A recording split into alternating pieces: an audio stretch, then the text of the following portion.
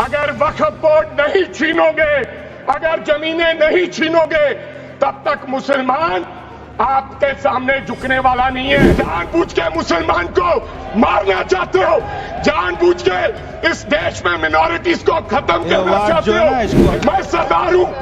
मैं सरदार हूं और ऐसी कई उदाहरणें हैं पंजाब के अंदर। अगर किसी मुस्लिम के पास कब्रिस्तान नहीं था तो सरदारों ने अपनी जमीन देके कब्रिस्तान बनाए। ये कौन सा अधिकार है कि मैं किसी को चीज दान देना चाहता हूं?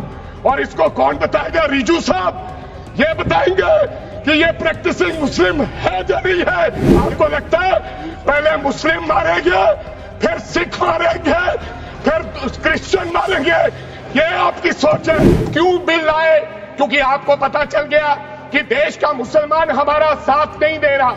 हमने हथकंडे अपना लिए, हमने आरएसएस की नीति अपना ली, हमने डंडा अपना लिया, दंगे हो गए, लेकिन मुसलमान हमारे साथ आने के लिए तैयार नहीं है। जैसा आपने पंजाब में करने की कोशिश की, किसान झुका नहीं, पंजाब के लोग नहीं झुके, सिख नहीं झुके, तो आपने एमएसपी का झगड़ा आज तक डाला हुआ है कि किसान की सांस प्रणाली बंद कर दो तो पंजाब अपने आप झुक जाएगा। मैंने आज देश के गृह मंत्री का अच्छे तरीके से भाषण सुना। एक तो उन्होंने कहा कि विरोधी दल भ्रम फैला रहे हैं, मुसलमानों के बीच डर फैला रहे हैं। ये हमने फैलाया हुआ डर नहीं है। जब देश के मुसलमान को लगा कि देश में बीजेपी में 240 संसदों में एक भी मुसलमान सांसद नहीं है, हमारे लिए जगह नहीं है, तो वो डरने लगा। जब आपने कब्रिस्तान की बात की, आपने शमशान घाट की बात की, तो वो डरने लगा।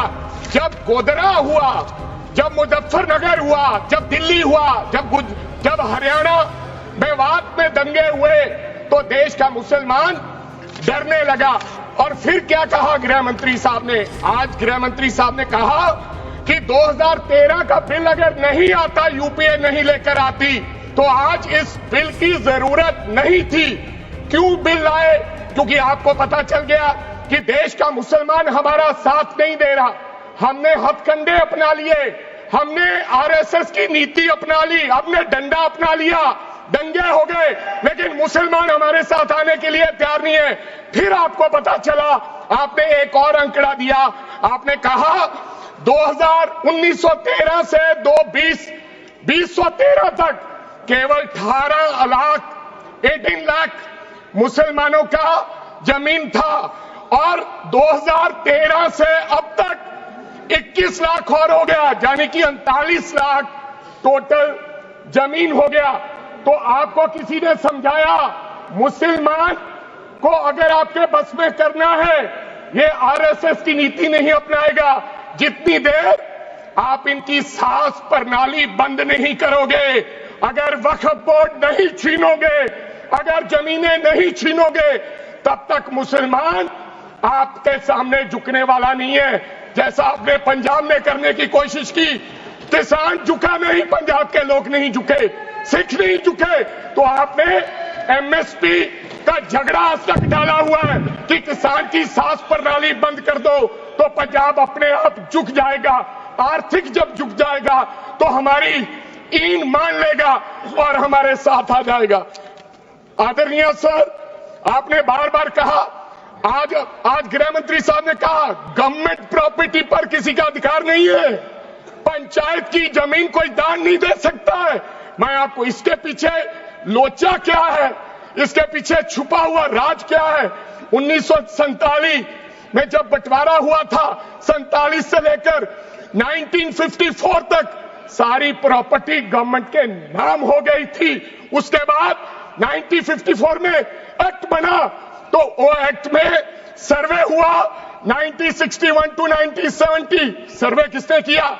कलेक्टर ने। अगर पंजाब की, हरियाणा की, हिमाचल की बात करूं तो डिविजनल कमिश्नर अंबाला बैठते थे, उन्होंने सर्वे किया, तहसीलदारों ने सर्वे किया, तो वक्फ बोर्ड को यह जमीन देने का काम किया। अब क्या हो गया? जैसे राहुल गांधी कर्नाटक में भाषण देते हैं, गुजरात में मुकदमा दर्ज होता है, सजा हो गई। गवर्नमेंट की प्रॉपर्टी तो 1947 और 1954 में तो सारी प्रॉपर्टीज गवर्नमेंट की थी। अब एक बंदा खड़ा होगा तो वो कहेगा कि यहां पर ये गवर्नमेंट की प्रॉपर्टी है, डिस्प्यूट होगा तो आप वक्फ बाय यूजर का अधिकार खत्म कर दोगे कि ये तो जमीन गवर्नमेंट की थी, आप उसकी जमीन छीन लोगे। फिर आपने कहा लिमिटेशन एक्ट की बात कर रहे हैं आप, और किसी धार्मिक स्थानों पर तो लिमिटेशन एक्ट लागू नहीं होता, इनके ऊपर क्यों? आप जानबूझकर इनको अपनी लात के नीचे से दबाना चाहते हो, इनकी छाती पर चढ़ना चाहते हो, जानबूझ के मुसलमान को मारना चाहते हो, जानबूझ के इस देश में मिनॉरिटीज को खत्म करना चाहते हो। इसको एक्सपांस कर देना, जानबूझ के मारना चाहते हैं मुसलमान को, हो गया, it should be expanse, deleted deleted from the record. और लास्ट आपने कहा प्रैक्टिसिंग मुस्लिम, एक आपने और कंडीशन लगा दी लास्ट कि 5 साल प्रैक्टिस मुस्लिम होना चाहिए, वो दान दे सकता है। मैं सरदार हूं और ऐसी कई उदाहरणें हैं पंजाब के अंदर। अगर किसी मुस्लिम के पास कब्रिस्तान नहीं था तो सरदारों ने अपनी जमीन देके कब्रिस्तान बनाए। ये कौन सा अधिकार है कि मैं किसी को चीज दान देना चाहता हूं? और इसको कौन बताएगा? रिजू साहब ये बताएंगे कि ये प्रैक्टिसिंग मुस्लिम है या नहीं है? ये सरासर अन्याय है। कल को श्रोमणी गुरुद्वारा प्रबंधक कमेटी 1925 का सिखों का जो एक्ट है, आप उसमें भी संशोधन करेंगे। आपको लगता है पहले मुस्लिम मारेंगे, फिर सिख मारेंगे, फिर क्रिश्चियन मारेंगे? ये आपकी सोच है और मैं बिल का विरोध करता हूं।